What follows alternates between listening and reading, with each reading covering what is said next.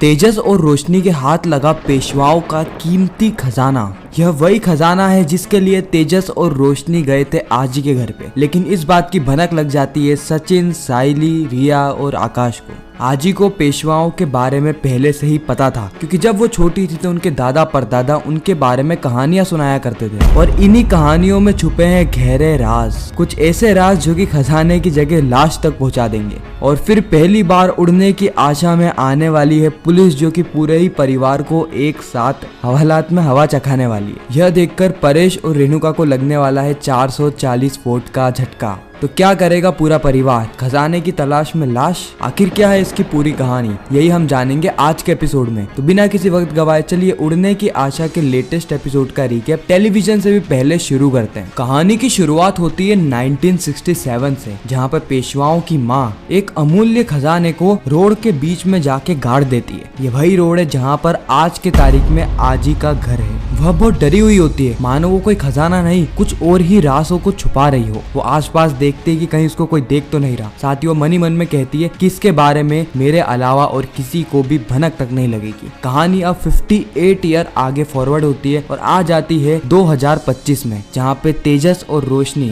अपना पूरा सामान वामान लेके अपनी कार में निकल पड़ते हैं आजी के घर की तरफ। ये दोनों बहुत ही ज्यादा खुश होते हैं, इसलिए नहीं कि आजी से मिलने जा रहे हैं, बल्कि इसलिए कि इन दोनों के हाथ में खजाने का नक्शा लग गया है। आखिर हुआ कुछ यूं था कि पुराने एपिसोड में हमने देखा कि जब तेजस ने वड़ा पाव लिया और वड़ा पाव खा ही रहा था कि उसी वक्त उसको पेपर में 1000 करोड़ के सोने के बारे में पता चला, जो कि छुपा है आजी के ही गांव में। तेजस ये देख के बौखला गया और सीधे आता है रोशनी के पास। वो रोशनी को एक कागज देता है और ये दोनों मिलकर डिसाइड करते हैं कि यह इसके बारे में किसी को कानो कान खबर नहीं लगने देंगे और सीधे जाएंगे आजी के घर पे, जहाँ पर ये आजी से और पूरे ही गाँव वालों से जानकारी इकट्ठा करके उस खजाने की ओर बढ़ जाएंगे। तेजस यहाँ पे बहुत ज्यादा डेस्परेट होता है और कहता है कि सचिन को इसके बारे में कोई भी खबर नहीं लगनी चाहिए बाबू, क्योंकि मैं नहीं चाहता कि हम इस खजाने को किसी के साथ भी बांटे। रोशनी कहती है कि ठीक है बाबू, और वैसे भी वो सचिन को तो कुछ देना भी नहीं चाहिए। लेकिन मुझे एक बात समझ में नहीं आ रही कि जब हम सबसे जानकारी निकालेंगे तो किसी न किसी से खजाने के बारे में तो पूछेंगे ना। तेज साइड में गाड़ी रोकता है और कहता है कि बाबू ये खजाने नाम का वर्ड है ना, टॉप सीक्रेट है, अपन ये कहीं पर भी यूज नहीं करेंगे और अपन बातों को घुमाएंगे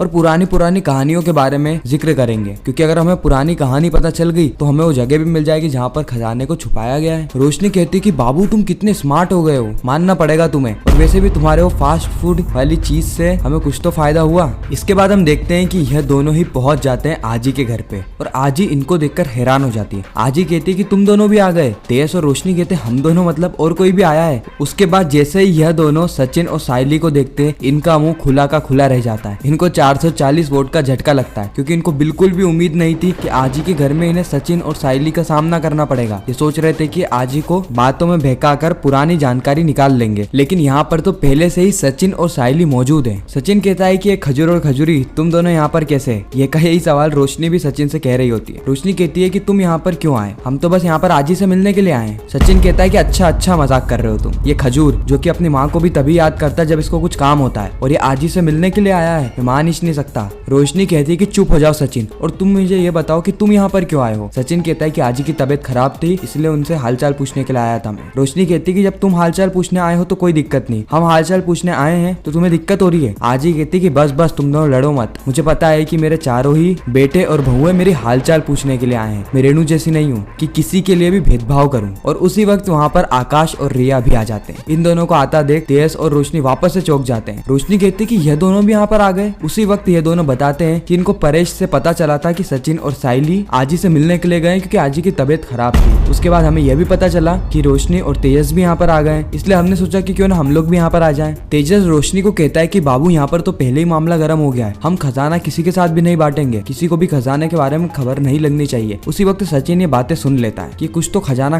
कर रहा है। सचिन को तो पहले से इन दोनों पर डाउट है कि यह आजी की खबर लेने तो यहाँ पर नहीं आए, बल्कि ये तो किसी और ही कार्य से आए। इसके बाद हम देखते हैं कि आजी सभी के लिए पूरन पोली बनाती है और ये सभी लोग बैठ के खा रहे होते हैं, आजी से बातचीत करते हैं। उसी वक्त तेज रोशनी से कहता है कि बाबू अगर हम ऐसे ही बैठे रहे ना तो हमारा खजाना कोई और ले जाएगा, जल्दी से कोई ना कोई तरकीब लगाओ। फिर हम देखते हैं कि रोशनी आजी को अपनी बातों में घुमाने की कोशिश करती है। वो आजी से इस पूरे ही घर का, इस पूरे ही गाँव का इतिहास पूछती है। पहले तो आजी हिचकिचाती है, उसके बाद वो बताती है कि यहाँ पर पहले पेशवाओं का राज हुआ करता था, लेकिन 1960 के बाद जब सरकार ने ये सारी चीजें अपने अंडर में ली तो पेशवाओं का खजाना वजाना सब सरकारी खजाने के अंदर मिलने लगा। उसके बाद रोशनी कहती है कि कहीं ऐसा तो नहीं कि कोई खजाना वजाना अभी भी कहीं पे दफन हो, जो कि पहले के राजा महाराजाओं ने अपनी पीढ़ियों के लिए छोड़ा हो। लेकिन आजी यहाँ पे घबराने लग जाती है और घबराहट में ही उठ के वहां से चली जाती है। बस सभी को बहुत ज्यादा ऑड लगती है कि आखिर आजी इतना घबरा क्यों रही है, वो भी खजाने के नाम से। अगले ही सीन में हम देखते हैं कि रोशनी और तेजस गाँव वालों से महल और खजाने के बारे में जानकारी इकट्ठा कर रहे होते हैं, लेकिन गाँव वालों को कोई जानकारी नहीं होती है, इसलिए वो इनसे कुछ तो भी बात करने लगते हैं। इस बात से परेशान होकर ये दोनों वापस से चिंता में आ जाते हैं कि आखिर करे तो करे क्या, पूछे तो पूछे क्या और किससे पूछें, क्योंकि अगर किसी को खजाने के बारे में पहले से ही पता होगा तो हमको क्यों बताएगा, वो खुद खजाना नहीं निकाल लेगा। इस और सचिन को परेशान देख साइली सचिन से पूछती है कि सचिन तुम इतने परेशान क्यों लग रहे हो। सचिन कहता है कि मुझे एक बात समझ में नहीं आ रही, ये खजूर और खजूरी जो कि आजी को पसंद नहीं करते, आजी के गाँव में आज से पहले कभी आते नहीं, और ये खजूर तो छुट्टियों में भी नहीं आता था क्योंकि इसको गाँव वाले बिल्कुल भी पसंद नहीं थे, और अभी गाँव में टहलने निकले, गाँव वालों से बातचीत कर रहे हैं, मैं वो हजम नहीं हो रहा है। उसके बाद सचिन कहता है कि मुझे ऐसा लग रहा है ना कि खजूर वो खजाना कुछ कह रहा है ना, तो हो सकता है कि कोई खजाने से रिलेटेड बात हो। साइली कहती है कि हमारे गांव में खजाना। सचिन कहता है कि अगर ये खजाना है तो फिर इन गांव वालों को ही मिलना चाहिए, क्योंकि ये गांव के लोग इस धरती को अपनी माँ के समान मानते हैं और माँ से मिली हुई चीज बच्चों में आधी बढ़ जाती है। मैं इन खजूर और खजूरी को खजाना नहीं लेने दूंगा। कहाँ है ये खजूर और खजूरी।